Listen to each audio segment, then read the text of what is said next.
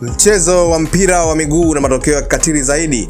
Hivyo siku ya leo palikuwa kuna michezo mbalimbali ambayo inaendelea barani Ulaya. Tukianza na ligi kuu ya nchini England ambayo EPL, Manchester United wamekubali kupokea kipigo cha goli 3-1 dhidi ya Brentford. Lakini pia Chelsea FC, watoto wa darajani, na wao wamekubali kupigwa kipigo cha goli 3-1 dhidi ya Brighton. Lakini vile Liverpool FC, na wao mabingwa watetezi, wamekubali kupigwa kichapo cha goli 2-1 dhidi ya Crystal Palace FC. Lakini ukiachia hapo, Manchester City wao wameshinda goli 5-1 dhidi ya Burnley.